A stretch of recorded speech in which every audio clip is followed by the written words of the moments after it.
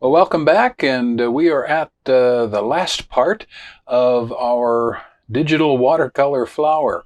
And today we're going to add in the fine details. We've done the underpainting and added a little shading. Now I've speeded this video up because it's actually kind of a slow process, and it would take more than a half hour to do all of this. So I've kind of tripled the speed. I'm going a little faster, but I'll let you know what I'm doing as we go here. Excuse me. I'm using a light color. I've added a new layer, and I'm drawing on top. That's the nice thing in digital art is you can add different layers, and you can work on different parts of the painting without affecting the other parts.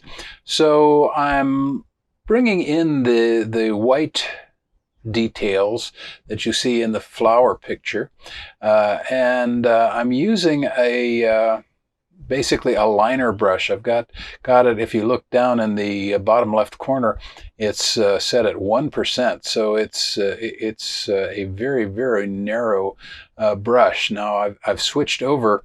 I'm still keeping it at that 1%, but I've switched over to a brush that I call Water Blend. And if you notice on the settings, I have it set for paper wet. So when the paint goes down, then it's going to affect the paint as if the paper were wet. Now I've gone back and switched that off for this next part because I'm working on the big bud there, flower bud that's about to open up, and I'm bringing in some darker purple and switched over to pure color and increased the size of the brush a little bit.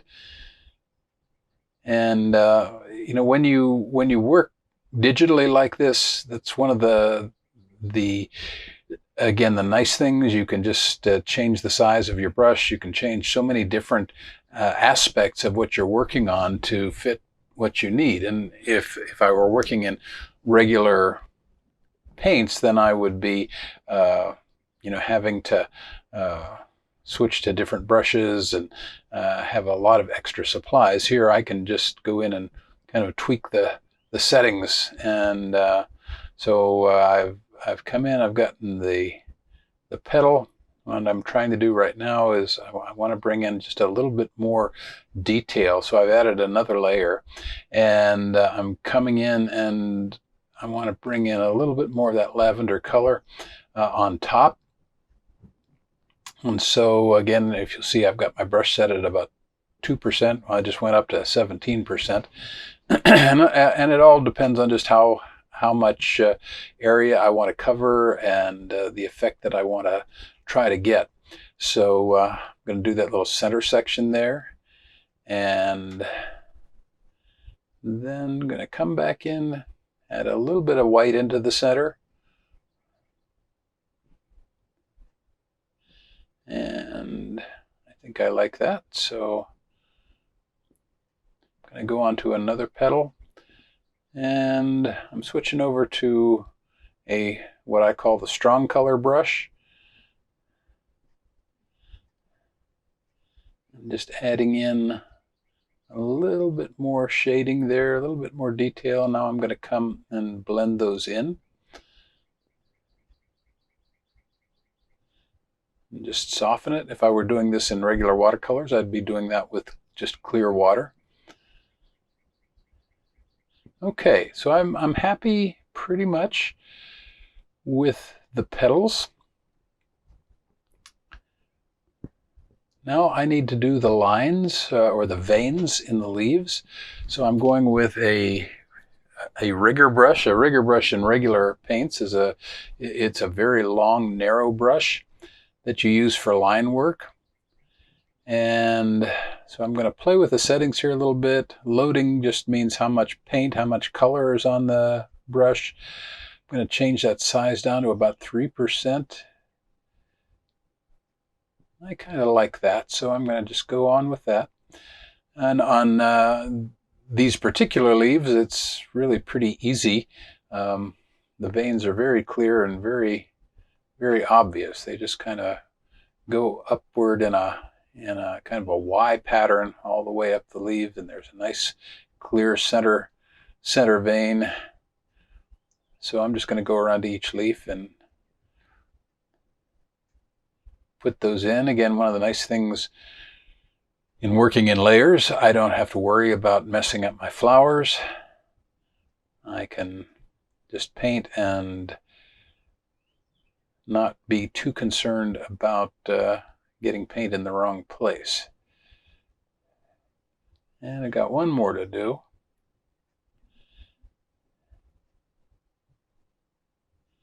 And that'll do it. Okay. Now I'm going to just erase those test marks I made. Clean it up a little bit. Okay, so you see I've got 8 layers already. Now what I'm going to do is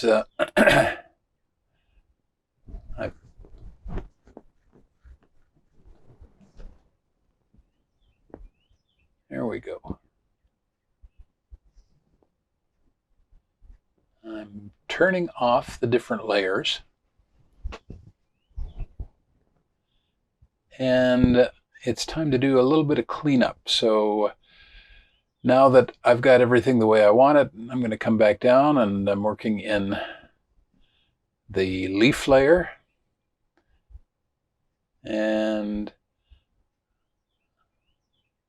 just going to get the eraser set the way I want it. And then I'm going to come in and just carefully erase around the edges and clean up the marks.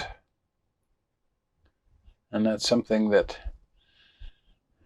in regular watercolors you really can't do real well. So I've switched now to the petal layer, and I'm going to go in and clean those up a little bit. Just kind of get out the areas where I've gone over the lines.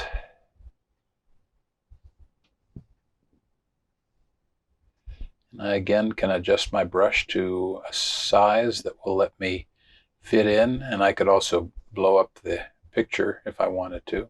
Okay, turn the layers all back on.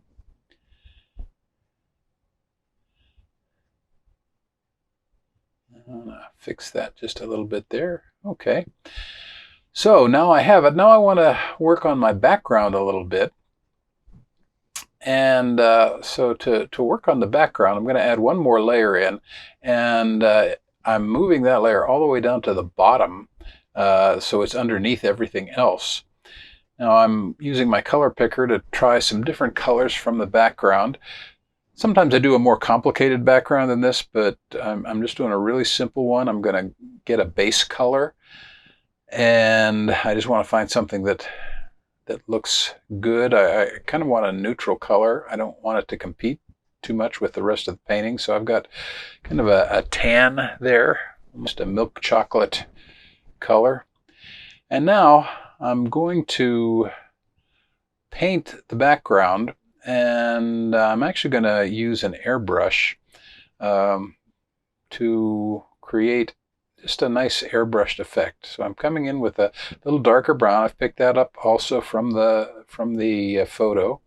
And again, because I'm working on the bottom layer, I can paint over the whole thing, and it doesn't affect the flower or the leaves. It paints underneath them. So I'm just coming in with a dark brown, and then I'm going to come back with a couple of other colors just to soften that a little bit. I'll come back and let's adjust the pressure just a little bit on that.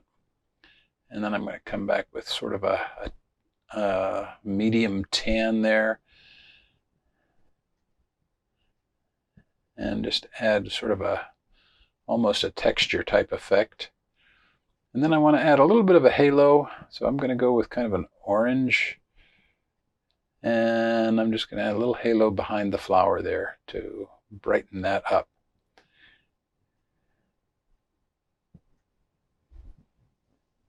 And there we have it. I'm going to turn off all of these different windows, get rid of the reference picture.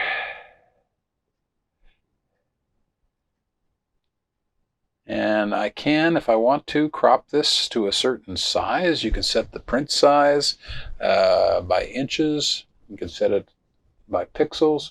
I'm just going to leave it as it is, zoom in a little bit. There's our flower, and I hope that you will try something like this. Try it in regular or in digital or traditional, and have some fun. See you next time.